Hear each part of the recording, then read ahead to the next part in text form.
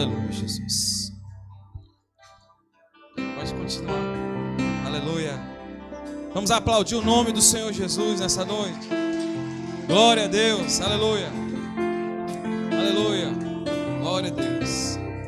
Deus é fiel, justo, verdadeiro e o único merecedor de toda honra, todo louvor, toda adoração.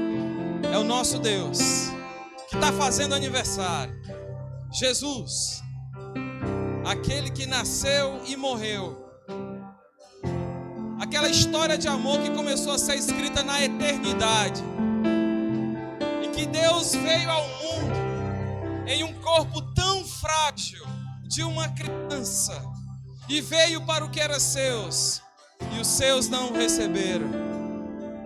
Mas todos aqueles que o receberam, eu estou vendo esses que receberam ao Senhor Jesus, deu-lhes o poder de serem chamados e feitos filhos de Deus, porque creem no seu nome.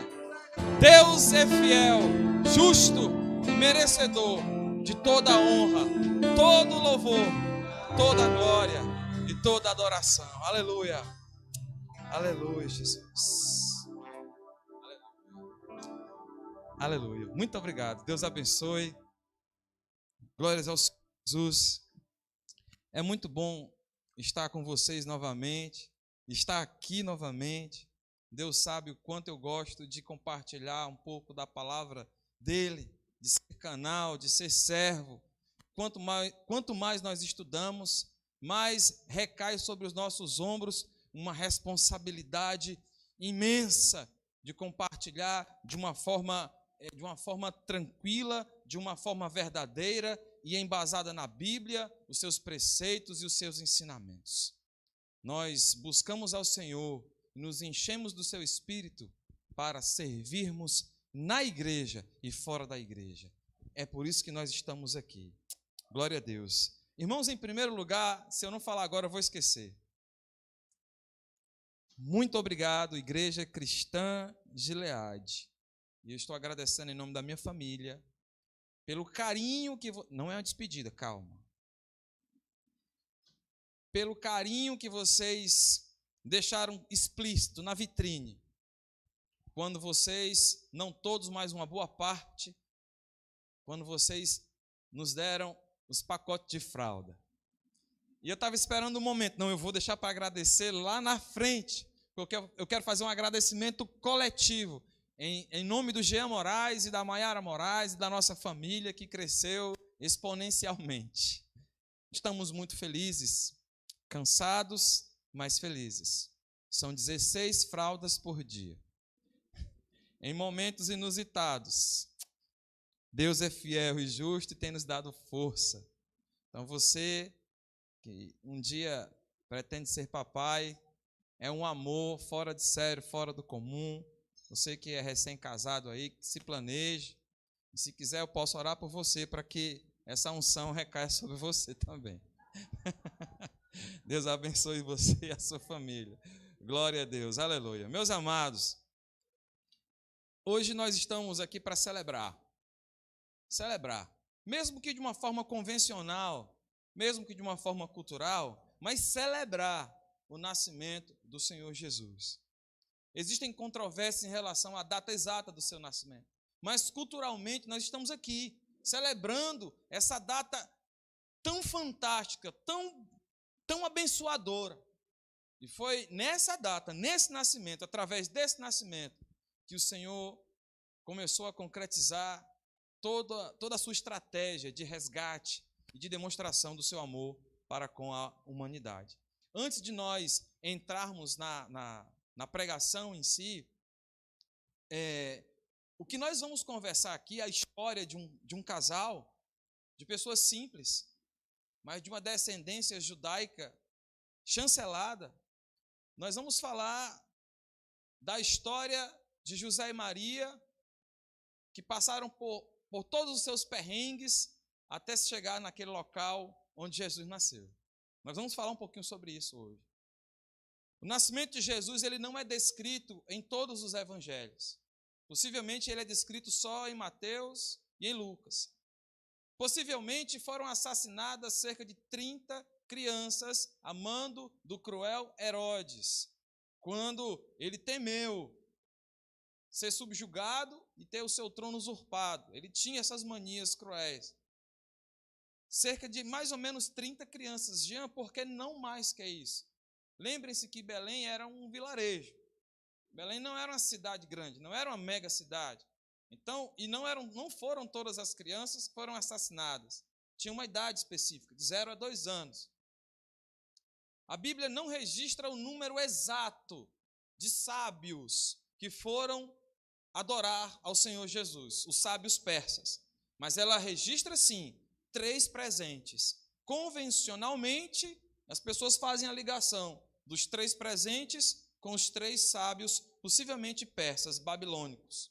Jesus foi visitado em primeiro lugar por pastores e não por líderes religiosos. Isso é muito importante. É descrito em Lucas. Enquanto em Mateus nós temos uma descrição que mostra, que registra essa visitação e essa adoração por parte dos chamados, entre aspas, reis magos ou sábios, Lucas coloca para nós que um anjo apareceu para pastores que estavam trabalhando, cuidando das ovelhas, e eles temeram.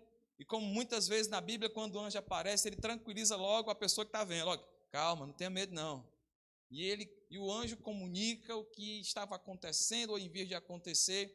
E o Senhor Jesus foi visitado por esses pastores, pessoas simples, pessoas honestas, antes de qualquer outro líder religioso, antes de qualquer pessoa importante. Entre o capítulo 1 e o capítulo 2 de Mateus, nós temos um delay, digamos assim, uma passagem de 2 anos. Foi quando esses sábios, quando esses reis magos chegaram para visitar Jesus. E eles não visitaram Jesus na manjedoura. A Bíblia relata que quando esses homens foram visitar Jesus, ele estava na sua casa. Maria estava com Jesus na sua casa. Eu faço questão de colocar isso para a igreja, porque quando eu estava lendo, pesquisando, estudando, eu também tinha uma confusão na minha cabeça. Na minha cabeça, foram os pastores e os reis magos, todos uma vez adorar o Senhor Jesus. Tinha isso na minha cabeça. Existiu uma polêmica, foram os sábios ou foram os pastores que foram visitar Jesus? Foram os 2. Mas por que não tem um registro desses 2 grupos nos evangelhos? Por causa dos objetivos diferentes de cada evangelho. Mateus, quando fez o seu registro, ele fez questão de relatar e expor no registro bíblico o messianismo de Jesus e a sua realeza. Então, quando a gente compara o registro de Mateus, que fez questão de registrar a visita dessas pessoas importantes a Jesus Cristo, a gente tem esse pano de fundo, esse spoiler. Enquanto Lucas, ele tinha como objetivo de mostrar Jesus como um varão perfeito, um homem humano, mas varão perfeito, e uma pessoa, digamos assim, mais comum. Aí a gente tem os pastores visitando o Senhor Jesus na sua manjedoura. As manjedouras, elas eram feitas de uma forma geral, de uma espécie de argamassa, de cal em forma de pia. A maior parte das manjedouras eram assim. Eu faço questão de deixar isso aqui a título de introdução para contextualizar um pouco do que vem pela frente. E eu tenho certeza que hoje, sendo noite de Natal, é noite de nascimento, é noite de novo nascimento, e eu creio que é noite de salvação aqui nesse lugar, porque eu sei a quem sirvo, que é fiel, justo e poderoso, e que está aqui para perdoar, para ressuscitar o morto, para perdoar o pecador, para curar o doente e para fazer nascer um Jesus aí no seu coração. Ele está aqui. Aleluia. Sem muita demora, vamos abrir as nossas Bíblias. Nós vamos fazer uma passagem, uma viagem, uma espécie de odisseia em alguns textos da Bíblia. Então eu vou ter que ser um pouco dinâmico em relação à leitura, para que nós possamos ter tempo suficiente para chegarmos no objetivo final dessa pregação, dessa ministração na noite de hoje. E o primeiro texto que eu quero compartilhar com vocês está em Lucas, no Evangelho segundo escreveu Lucas, no capítulo número 1, do versículo 31 ao 33. Lucas, capítulo 1, no versículo 31 ao versículo 33. Aleluia. Aleluia. A igreja está ficando de pé aos poucos, aleluia. Quem assim puder, aleluia. Deus abençoe. Como nós vamos fazer outras leituras também no decorrer da mensagem, a igreja pode permanecer sentada depois, tá certo? Para evitar essa movimentação e vocês perderem um pouco da concentração. Texto 1, está lá em Lucas 1, 31 ao 33. E eis que em teu ventre conceberás e darás à luz um filho, e por-lhe-ás o nome de Jesus.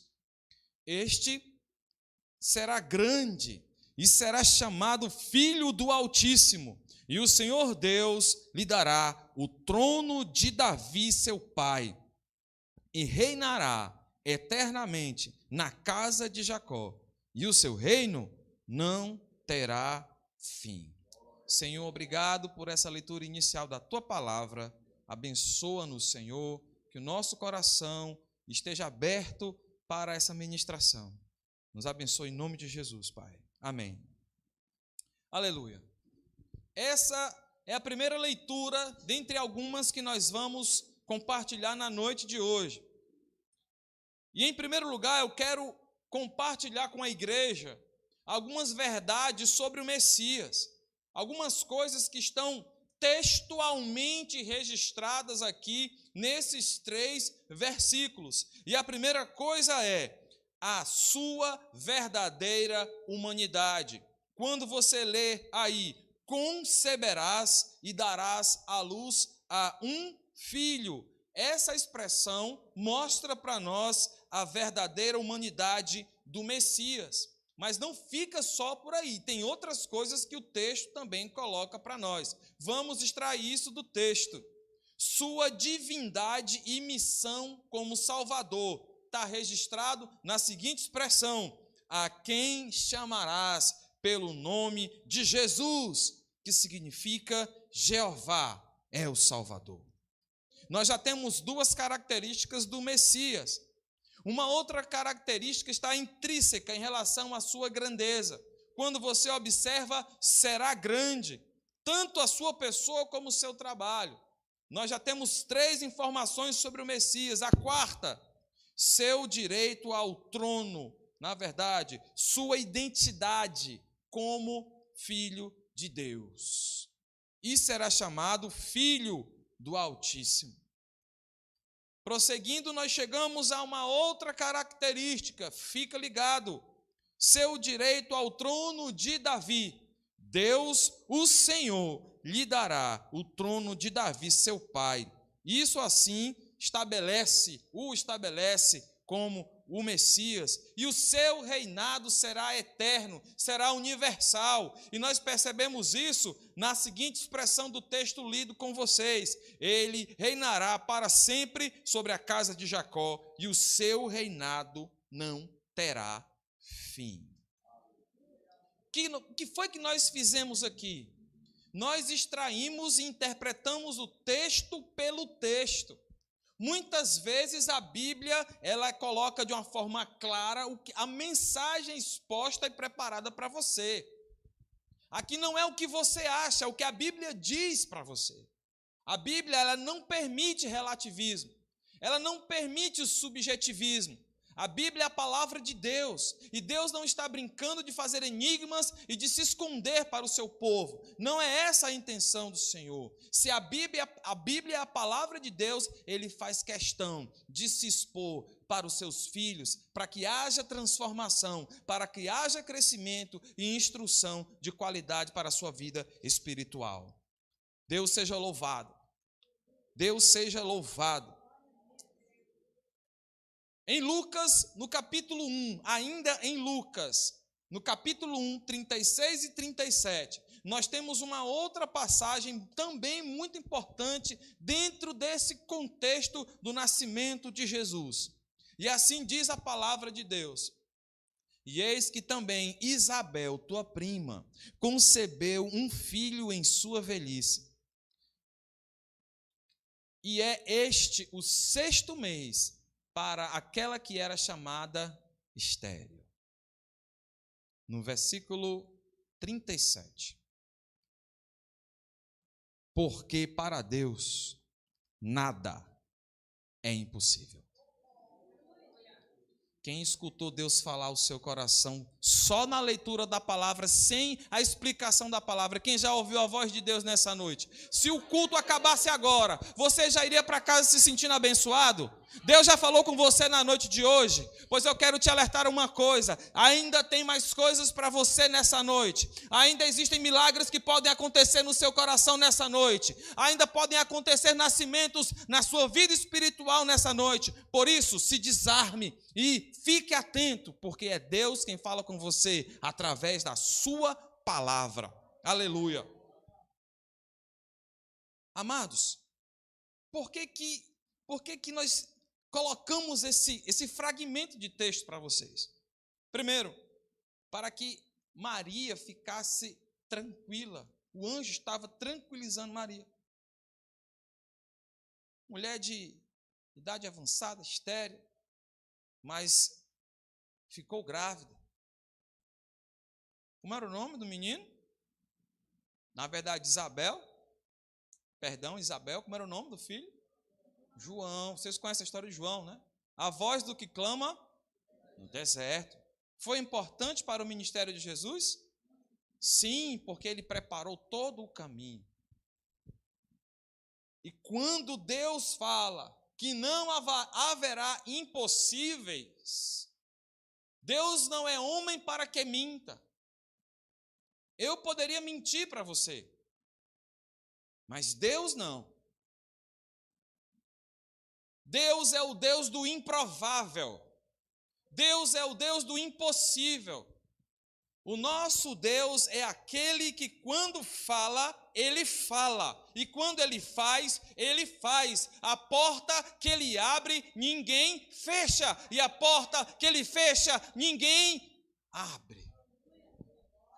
Ele diz: eu sou. E esse eu sou, o grande eu sou, aquele que quando fala, está aqui nesse lugar, presente nas nossas vidas e nessa igreja. Estamos celebrando hoje aqui o nascimento. Ninguém celebra a morte. Não há uma reunião para celebrar uma morte. As pessoas lamentam uma morte, mas a gente celebra aniversário. E é tão bom celebrar um aniversário. Não sei vocês, mas hoje os meus bebês estão fazendo 2 meses de vida. E eu estou muito feliz, cansado, visivelmente cansado, dá para perceber. Estamos cansados, mas estamos muito felizes, porque Deus tem sido fiel. E eu sei que é só o começo de muito trabalho que vem, mas também de muita recompensa vinda do alto. Assim eu espero, eu tenho fé nesse Deus. Aleluia. Então, não há impossível para Deus. Por que eu falo que nosso Deus é o Deus do improvável? A escolha dos discípulos que se tornaram apóstolos era improvável. Até mesmo o local onde Jesus nasceu era improvável. O nosso Deus é o Deus dos improváveis. É aquele que faz do pequeno grande. É aquele que exalta aquele que foi humilhado. Esse Deus olhou dos céus à terra e não conseguiu ver um justo sequer, porque todos pecaram e precisavam dessa ressurreição espiritual, desse resgate espiritual. Uma história que começou nos céus, que começou no infinito, que se concretizou em uma manjedoura, foi até a cruz, por tanto amar você.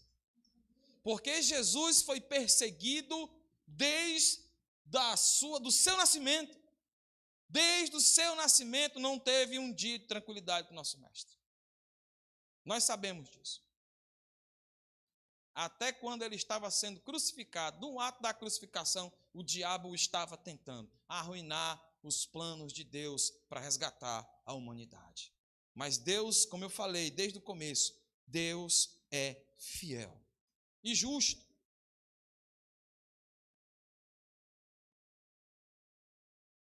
Terceiro texto, em Lucas, no capítulo 2, no versículo 4 e 7. E subiu da Galileia também José, da cidade de Nazaré, a Judéia, a cidade de Davi, chamada Belém, porque era da casa e família de Davi, a fim de alistar-se com Maria, sua mulher, que estava grávida. E aconteceu que, estando eles ali, se cumpriram os dias em que ela havia de dar à luz.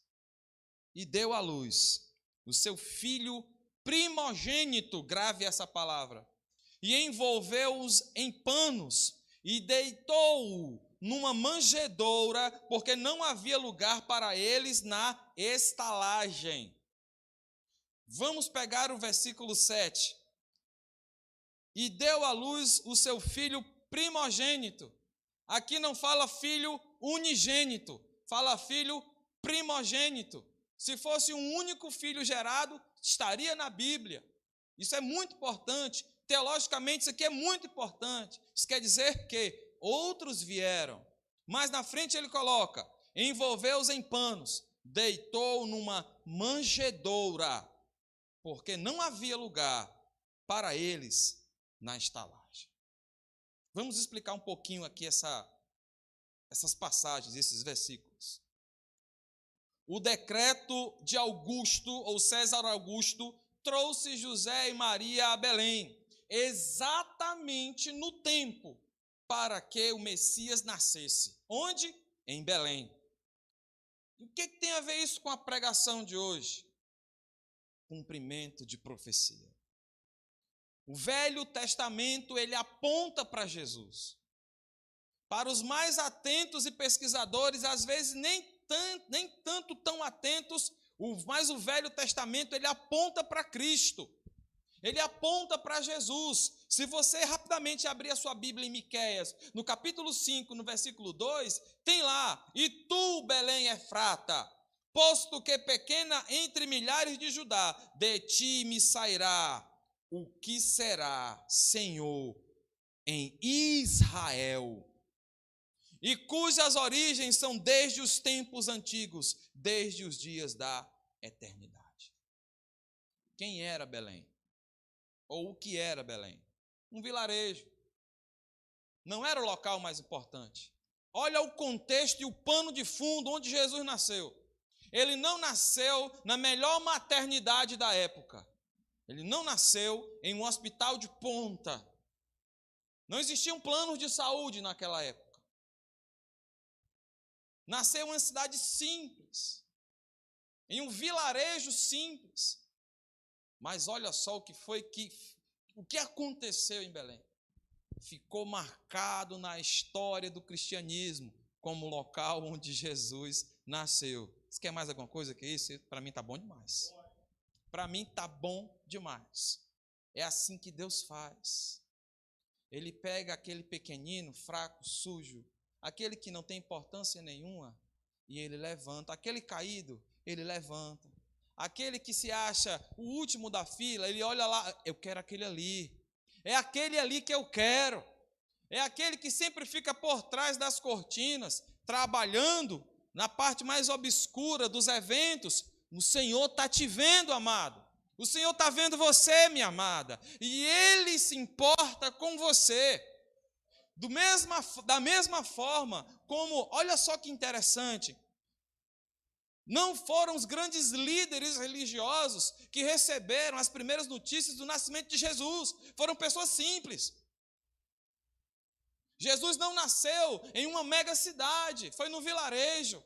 Jesus não nasceu em um quarto de hospital com ar-condicionado. Não houve um parto assistido, onde as pessoas podem presenciar todos os procedimentos cirúrgicos. Não houve um fundo musical no nascimento de Jesus, um saxofone ou um piano. O fundo musical era de animais que estavam ali naquele local. Possivelmente numa estribaria ou estábulo. Esse era o fundo musical. Não existia aquele cheirinho de desinfetante que a gente tanto gosta. Jesus nasceu em meio a uma situação, eu acredito, eu imagino, não sei vocês, mas eu até indico, oriento e peço. Quando você estiver lendo a Bíblia, use a sua imaginação.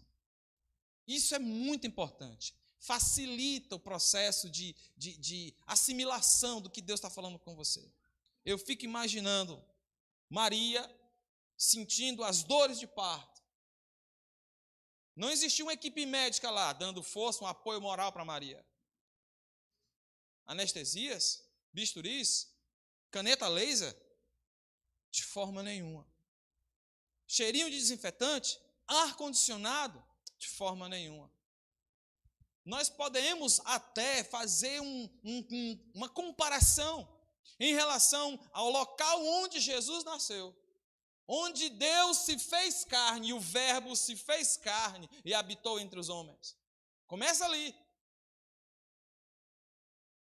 Em um local de sujeira, porque os animais, eles não têm hábitos higiênicos como os nossos. E essa sujeirada toda que eu imagino naquela estribaria, ela, na minha opinião, nesse caso, eu tenho essa possibilidade de pensar, fazendo esse comparativo, representa o pecado. Jesus nasceu em um ambiente sujo. Deus veio ao mundo porque não viu no mundo um justo sequer. O pecado havia tomado de conta de tudo, da cultura, das escolas, dos casamentos, das igrejas, dos líderes religiosos. Mas já isso aconteceu há mais de 2000 anos atrás. Sim, e o pecado nunca mais parou de ser disseminado. E hoje vivemos um caos por causa da secularização das igrejas, por causa da tolerância ao pecado, porque Deus ama o pecador, mas Ele não tolera o pecado. Vinde como estais, mas você não pode permanecer como você está.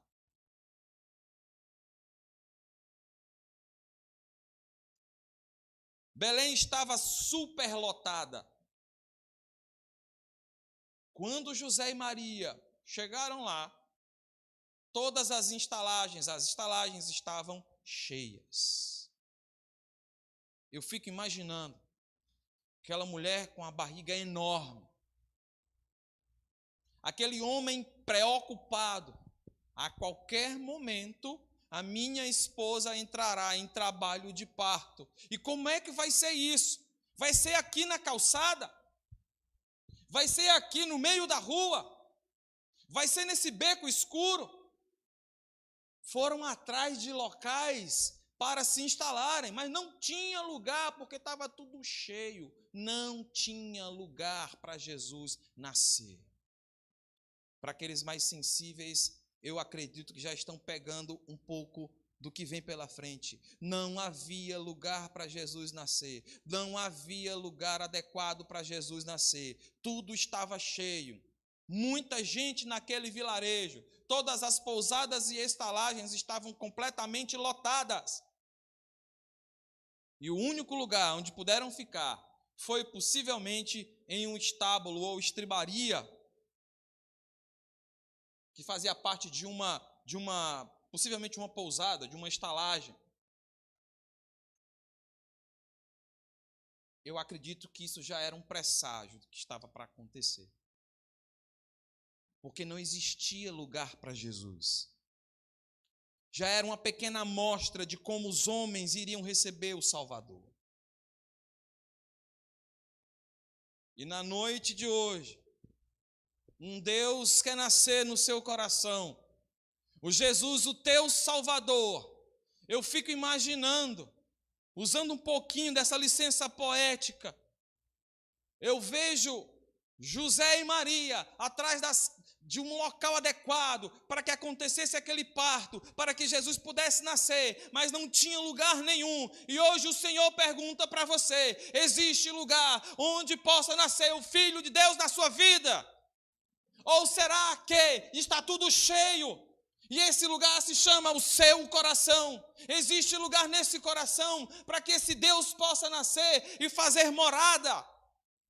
É o que o Senhor fala conosco nessa noite. Foi para isso que você veio a esse lugar na noite de hoje, para ouvir essas palavras. É necessário que Jesus nasça de verdade no seu coração, para que você deixe de ser religioso e passe a ser um cristão genuíno, um adorador genuíno, aquele que se torna um canal, aquele que se torna o último da fila, para que possa ser um dos grandes no reino de Deus.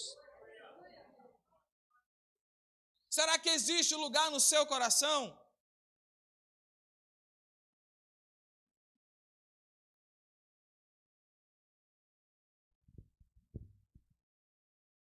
Feche seus olhos em nome de Jesus. Olhe, faça uma inflexão.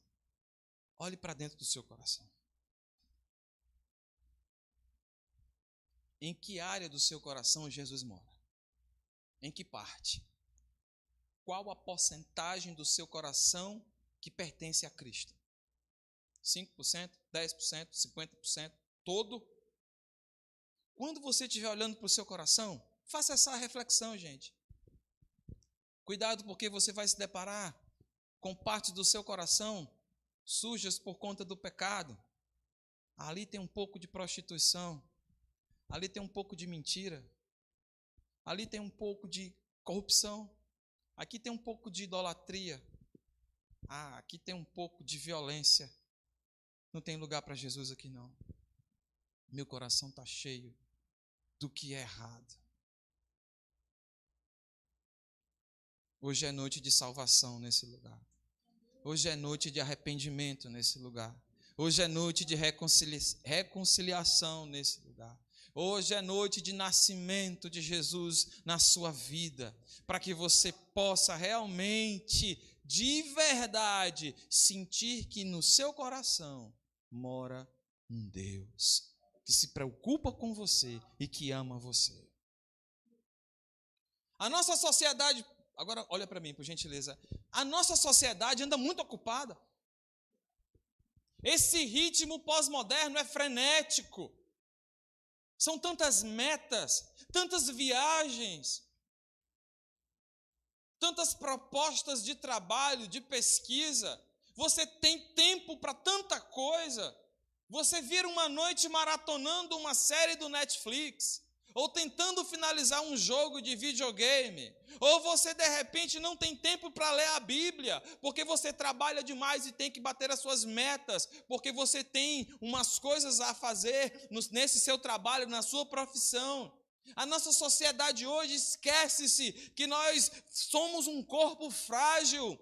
A nossa vida aqui nessa terra, ela é finita, mas é incrível perceber que a maioria das pessoas, mesmo sabendo disso, não investe no infinito. Se a nossa vida é breve, e por ela ser breve, é aí que mora o perigo. É justamente nessa sua brevidade de vida que você tem que se entregar de corpo e alma ao Senhor Jesus, porque em breve chegará e baterá na sua porta uma eternidade de choro, de ranger de dentes ou de uma alegria eterna, junta com Jesus nos lares celestiais, no que foi preparado para você. E a oportunidade que você tem está hoje à sua disposição. Não perca essa oportunidade, não passe por aquela porta e vá para a sua casa sem tomar realmente essa decisão com sinceridade. Compreenda a mensagem que está sendo colocada para você e a urgência dessa mensagem, porque os dias são maus. Em breve Cristo voltará e vai levar a sua noiva. A noiva do Senhor está sendo preparada para celebrar esse casamento colossal, monumental. Eu não sei você, mas eu vou para o céu com a minha família. Eu não sei você, mas eu irei com o Senhor Jesus morar na eternidade. E Jean, você está convicto disso? Sim, eu olho no seu olho e falo, eu tenho essa convicção. Porque pela graça sois salvos. Se você não tem essa convicção, está tudo errado. Está tudo errado. E se tem coisa errada, precisamos de conserto. Deus seja louvado. Jesus foi perseguido desde o seu nascimento. Não teve um minuto sequer. Está escrito na Bíblia que da manjedoura à cruz ele não tinha nenhum lugar para repousar a sua cabeça. E hoje nós celebramos a data mais importante para nós cristãos. Nascimento de Jesus. Ele quer mudar a sua história. Ele quer reescrever a sua história. Ele quer colocar um ponto final nesse oceano de tristeza em que você tem se afogado. Ele quer te puxar pela mão. Você não vai se afogar nessa depressão, porque é o Senhor quem fala contigo. Deus vê cada lágrima sua, que no fundo do seu quarto, agarrado no lençol e no travesseiro, Deus contempla o teu sofrimento, e Ele diz para você, como falou para Maria, não há impossível para Deus. Ele torna a mulher estéril, uma mulher fértil. Ele abre o mar vermelho. Ele dá vista ao cego, como assim fez. Ele faz um morto ressuscitar. E o mais importante, Ele pode te levar para os céus.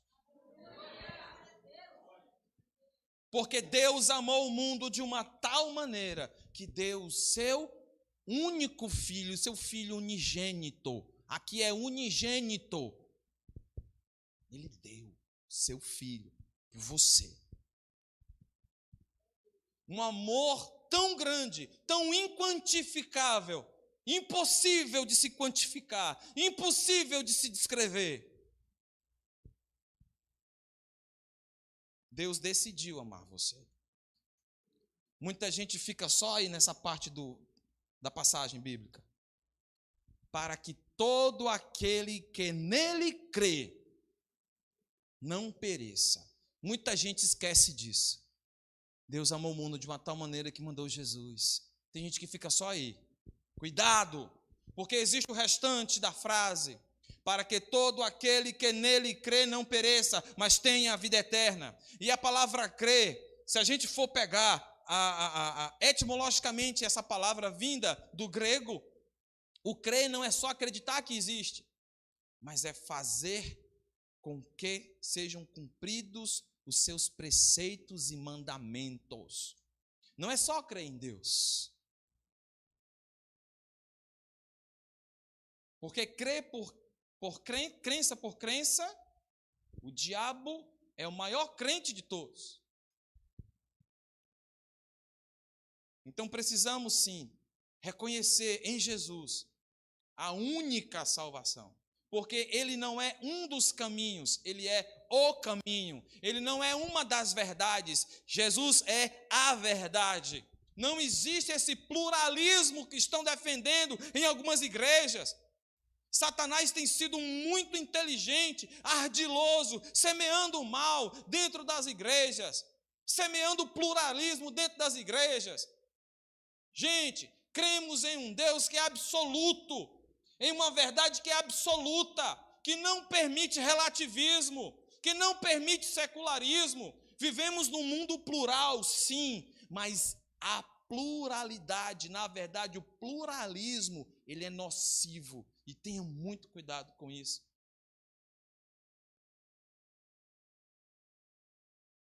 O nosso coração como uma manjedoura feita de argamassa, com algumas outras substâncias, que dá a ideia de dureza, uma dureza que precisa ser quebrada. Eu quero te alertar de uma coisa, não tem coração tão duro que o Senhor não quebre. não tem pecado tão grande que o Senhor não perdoe. Não precisa me dizer o seu pecado, o tamanho do seu pecado, qual é o seu pecado. Eu não sou a pessoa adequada para essa confissão, mas a pessoa adequada para essa confissão está aí gritando no seu coração, está aí gritando no seu ouvido. É hoje, meu filho, é hoje. Eu estou aqui do seu lado para perdoar você. Vamos recomeçar a nossa relação, vamos limpar o que está sujo. Vamos se arrepender do erro, vamos esquecer isso aqui e vamos recomeçar. E pela sua própria força e braço você não vai conseguir. E eu não estou falando necessariamente apenas para pessoas, quer estejam aqui ou não, que ainda não aceitaram a Jesus, mas eu estou falando para você, crente, com mais de 10 anos, com mais de 20 anos, com mais de 30 anos. Porque muitas vezes tudo fica meio que automático na nossa vida. E muitas vezes nós não confessamos os nossos pecados ao Senhor, porque temos vergonha disso. Mas hoje é dia de confissão de pecado nesse lugar. Hoje é dia de nascimento de Jesus nesse lugar. Hoje é dia de novidade de vida nesse lugar. E o seu coração pode ser essa manjedoura, se assim você abrir a porta dessa estalagem. E assim eu te desafio. Eu desafio você. Você que compreendeu essa mensagem, você que compreendeu e que está compreendendo essa pregação, que não é retirado do meu intelecto, longe de mim disso. Porque se fosse depender do meu intelecto, eu jogaria você no inferno, porque meu intelecto não serve para nada. Mas é palavra de Deus, está aqui. Eu não estou fazendo a rodeio, eu estou lendo o texto. A pregação é textual. Por isso, temos aqui uma bênção e um alerta. Hoje é dia de nascimento. Celebramos o nascimento do Senhor Jesus, que pode nascer na sua vida. Você que ainda não aceitou Jesus, e você que é um mero religioso, frequentante dessa igreja, frequentador dessa igreja, Jesus quer nascer no seu coração, Jesus quer nascer na sua casa, Jesus quer nascer na sua família e fazer o que Ele fez na vida de tanta gente. Fazer na sua vida, no seu ministério, aí no seu mundo espiritual, o que Ele fez com tantas pessoas arruinadas por conta do pecado. Ele quer fazer na sua vida o que Ele fez na minha. Mas nós sabemos que isso depende de algumas coisas. Eu não posso convencer você. Eu não tenho esse poder. A Bíblia diz que aqueles que o Senhor chama e aqueles que estão na mão de Deus, Ele não lança fora. Esses são os escolhidos do Senhor. E hoje é dia de nós chancelarmos essa escolha. Antes de você amar a Deus, Ele te amou primeiro. Antes de você amar ao Senhor, Ele já te amava na eternidade. E se você não tem Jesus, eu quero te desapontar, de propósito. Se você não tem Jesus, me perdoe, você não tem nada. Se você não tem Jesus na sua vida, me perdoe, você não tem nada. Antes de vir à igreja hoje, conversando com o pastor Valderi pelo WhatsApp, e eu perguntei: pastor, temos quanto tempo para a ministração, para a pregação? E ele colocou 40 minutos entre a pregação e o convite ao apelo às pessoas presentes. E nós já estamos chegando nesse ponto, nesse clímax.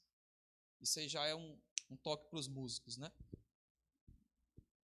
Amados, eu quero trazer uma pequena ilustração para fazer o fechamento dessa pregação.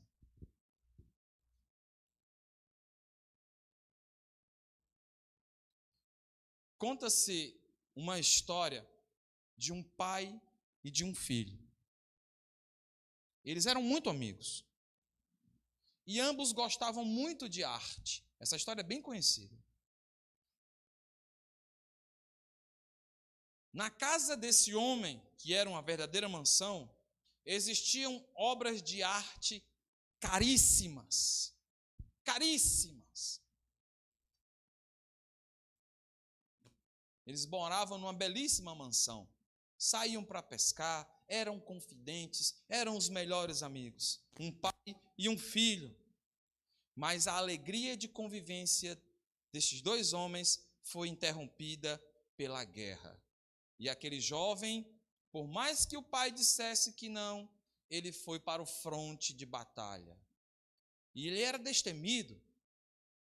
E em uma das suas ações de salvar os seus colegas nos combates, ele foi ferido mortalmente. Alguns meses depois, um garoto, um jovem, chega nessa casa onde o pai morava. E ele sabia que ambos gostavam de arte. E ele falou assim: olha, seu filho salvou a minha vida. Eu estava ferido. E ele me salvou da morte. Mas ele foi ferido mortalmente. E ele não conseguiu voltar para casa.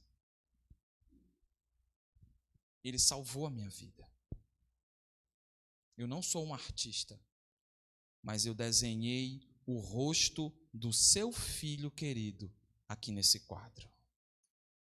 E assim, com as mãos trêmulas, ele entregou nas mãos daquele pai a figura, o rosto do seu filho querido morto na guerra. O pai olhou possivelmente para aquele retrato, cheio de erros em termos de técnicas de pintura, mas ele viu o filho dele. A emoção falou mais forte. Um filho que não estava mais do seu lado. Aquele confidente que não estava mais com ele.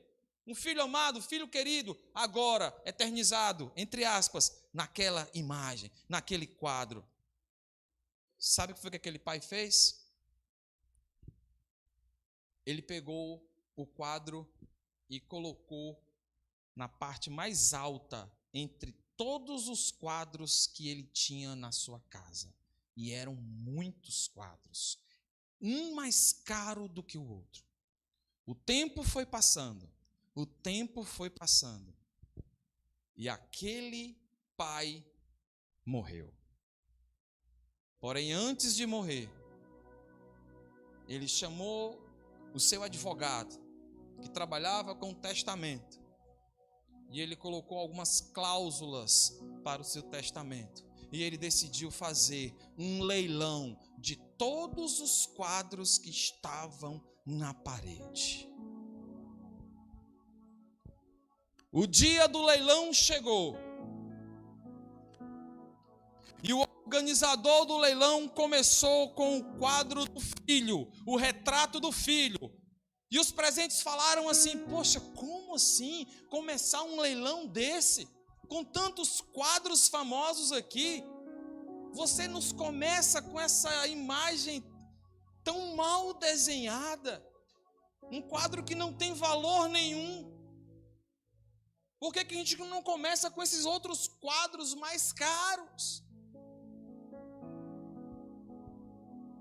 E o organizador do leilão insistiu: quem dá o primeiro lance?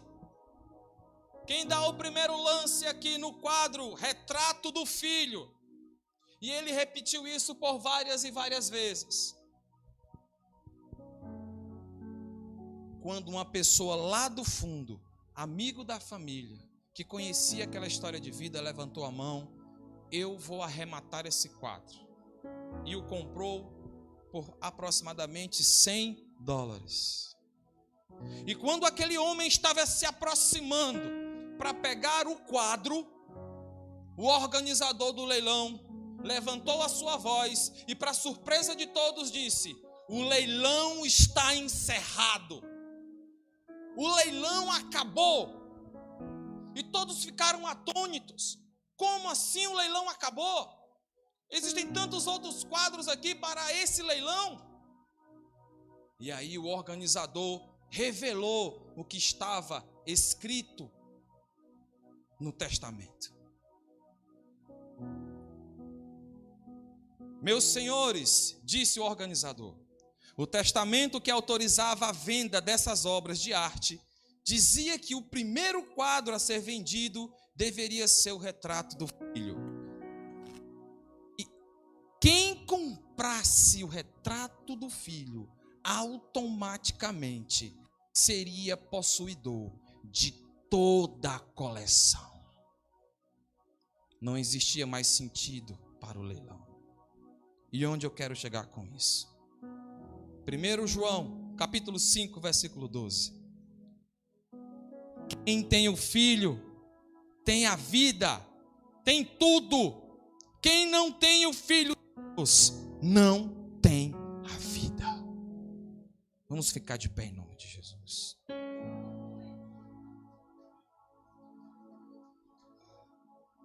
Aleluia, Jesus. E é nessa manjedoura fria, dura, fétida, que Jesus quer nascer. Nascer para uma mudança, um renovo, uma ressurreição, uma mudança de ministério, uma mudança de postura, uma mudança de direção. Eu sei que entre nós, entre vocês, entre os que estão aqui, pode ser que existam pessoas que estão naquele auto-engano, pessoas que insistem em alimentar o seu pecado de estimação. É dia de arrependimento, é dia de perdão. Hoje, um Deus quer nascer no seu coração. Imagine José e Maria passando nas estalagens, perguntando: tem vaga? Olha, minha esposa vai ter filho, tem vaga? Não tem vaga, não tem vaga, não tem vaga para Jesus nascer aqui, não tem vaga para Jesus nascer acolá, está tudo cheio, está tudo lotado. E o Senhor Jesus pergunta para você através dessa ilustração: existe vaga no seu coração? Tem uma manjedoura aí? Porque hoje eu quero nascer na sua vida. E eu tenho certeza, você, meu querido, eu tenho uma coisa para lhe dizer, minha querida: se assim Jesus nascer no seu coração, nessa manjedoura, você nunca mais será o mesmo.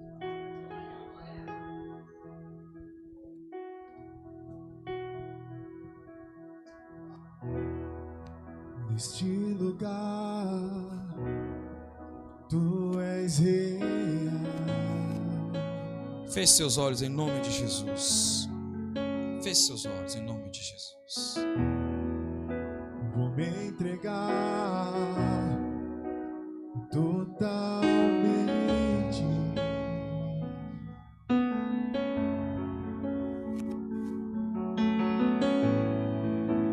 O teu toque abriu os olhos do meu coração. Eu posso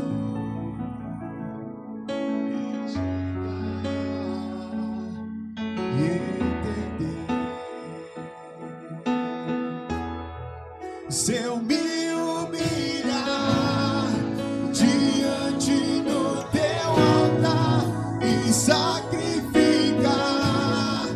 aquilo que me custa, tu inclinarás os teus ouvidos ao meu clamor. Mas vale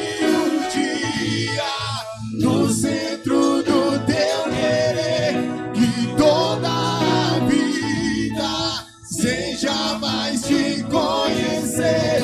Tu és minha fonte, minha colheita, minha herança.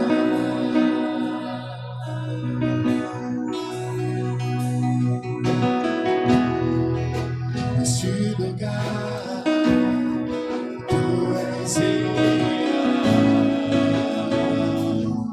vou me entregar nessa noite. Vou me entregar totalmente.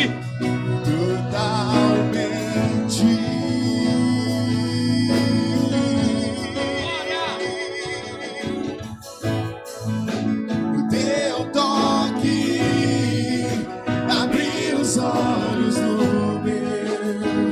coração.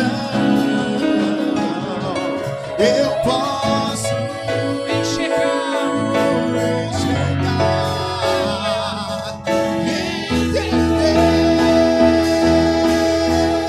entender. Se eu me humilhar diante do teu altar e sacrificar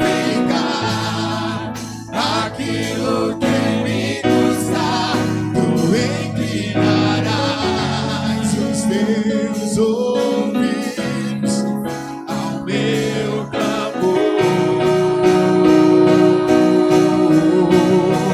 Mas vale um dia no centro do teu querer e toda a vida sem jamais te conhecer.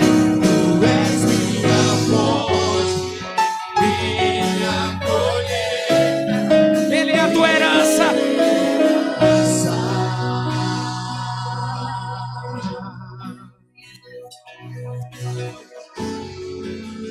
A minha fonte é o teu amor, minha colheita é o teu amor, A minha herança. minha herança é o teu amor.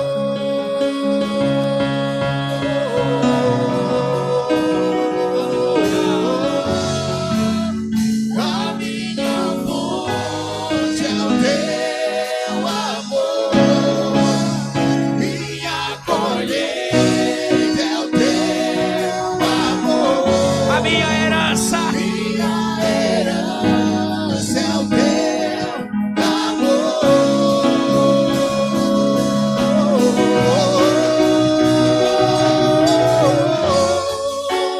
A minha fonte é o teu amor, minha colheita é o teu amor. A sua herança é o Senhor. Minha herança é o teu amor. Se eu me humilhar diante do teu altar e sacrificar aquilo que me custar, tu inclinarás os teus olhos Ele está ouvindo o teu clamor. ao meu clamor. Mas vale um dia no centro do teu querer e toda a vida sem jamais te conhecer. Tu és minha fonte, minha colheita, minha herança. Jesus. Aleluia, Jesus. De olhos fechados, amados. Agora, com esse coração quebrantado, tendo escutado a palavra de Deus que foi ministrada ao seu coração,